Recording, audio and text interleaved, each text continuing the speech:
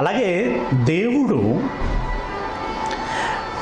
మీరు ఇష్టపడి అది కావాలని కోరుకుంటే మీకు అది చెందుతుంది, వద్దనుకుంటే చెందదు. అందులో బలవంతమేమీ లేదు. కాకపోతే దాన్ని పొందుకుంటే లాభం ఏంటి, పొందుకోకపోతే నష్టం ఏంటి? ఈ లాభ నష్టాలను మీరు తెలుసుకొని దేనికి సిద్ధపడతారో దాన్ని బట్టి మీరు ముందుకు వస్తే అది మీకు చెందటమా చెందకపోవటమా అనేది ఉంటుంది.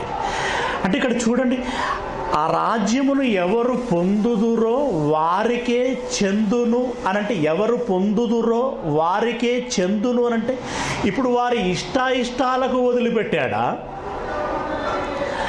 బలారిష్టాలకు పోతున్నాడా? ఇష్టాయిష్టాలకు వదిలిపెడుతున్నాడు. నువ్వు కావాలనుకుంటేనే క్రైస్తవ్యం, లేదంటే లేదు.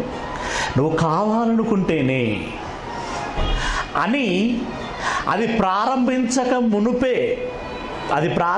మునుపే 100 సంవత్సరాల క్రితమే దేవుడు తన మనసులో పెట్టుకున్నటువంటి మాట, ప్రకటించినటువంటి మాట. బలారిష్టాలు ఏవి ఉండవు, బలవంత ప్రయోగం ఏమీ ఉండదు. కనుక ఎవరైనా సరే ఆ మాట మాట్లాడే ముందు బైబిల్లోని మాటలను బాగా అర్థం చేసుకోవటానికి ప్రయత్నించాలి. ఒకవేళ అర్థం కాని పక్షములో అర్థం చేయించగలిగేటువంటి వారిని సంప్రదించి 1-2 సార్లు విషయాన్ని విశదీకరించుకుని ఆ తర్వాత కూడా దోషాలు ఉన్నట్టుగా కనబడితే అప్పుడు నువ్వు మాట్లాడటం అనేటువంటిది సరి అయినటువంటిది. అలా తెలుసుకోకుండా మాట్లాడటం తొందరపాటు అవుతుంది, దుందుడుకుతనము అవుతుంది, ఇంకా దుష్పరిణామాలకి దారితీస్తుంది. రైట్. ఇక ఇందాక యోహాను గారు, బాప్తిసం ఇచ్చేటువంటి యోహాను గారు ప్రకటిస్తున్నారు పరలోక రాజ్యము అంటే ఇందాక దేవుడు ఏదైతే చెప్పాడో ఆ రాజ్యమును గురించి ప్రకటిస్తున్నాడు. ఇదో దానియేలు గారు ద్వారా చెప్పబడినటువంటి రాజ్యము సమీపించి ఉన్నది, మీరందరూ మారు మనసు పొందండి అనగానే అదేంటో కానీ జనాలందరూ గుంపులుగా వచ్చేసారండి. గుంపులుగా వచ్చేసారు.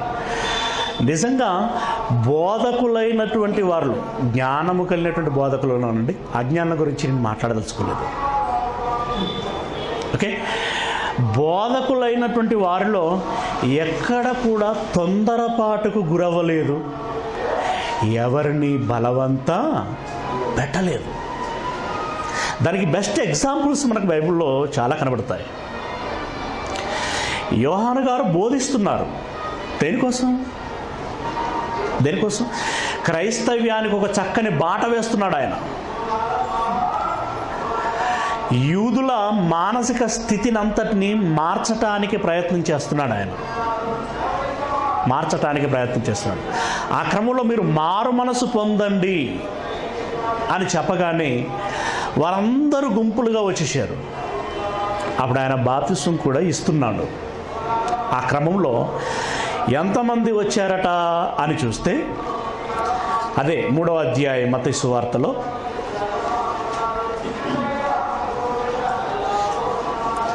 5వ వచనము, 3వ అధ్యాయము 5వ వచనము. ఆ సమయమున యెరూషలేము వారును యూదులందరట.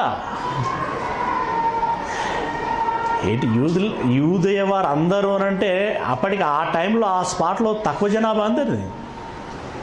యూదయ వారు అందరూను, యోర్దాను నదీ ప్రాంతముల వారందరూను అతని యొద్దకు వచ్చి తమ పాపములను ఒప్పుకొనుచు యోర్దాను నదిలో అతని చేత బాప్తిసం పొందుచుండిరి. అతడు పరిసయ్యులలోను సద్దూకయ్యులలోను కొంచెం విపరీత వాద మనస్తత్వము కలిగి ఉన్న వారు సహితం రావటం చూసి వాళ్ళు వస్తే సంతోషపడాలి కదండి, వెల్కమ్ చెప్పాలి కదా. సద్దూకయ్యులు పరిచయాలు కూడా అరే వీళ్ళు కూడా వచ్చేసిన ముంచేయండి అనాలి కదా. మామూలుగానైతే ముంచేయండి, వచ్చేసారు తొందరగా కానీ అనాలి. కాకుండా ఏమంటున్నాడు, సర్ప సంతానం. వాళ్ళ ముఖం పట్టుకుని ఆ మాట అంటే ఎవడైనా ఉంటాడు అండి అక్కడ? అంటే ఇప్పుడు యోహాను గారి ఉద్దేశం బలవంతంగా చేర్చుకోవాలన్నట్టు కనబడుతున్నదా? ఏం కనబడుతుంది? సర్ప సంతానమా, రాబో ఉగ్రతను తప్పించుకొనుటకు మీకు బుద్ధి చెప్పిన వాడు ఎవడు? మారు మనస్సుకు తగినటువంటి ఫలాన్ని ఫలించండి.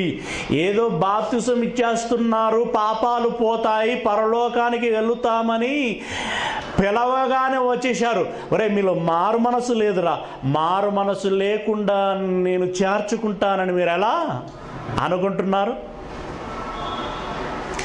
మారు మనసు లేని వారు మాలో వద్దు, మారు మనసు లేని వారు మాకు వద్దంటున్నాడు ఆయన, వద్దంటున్నాడు.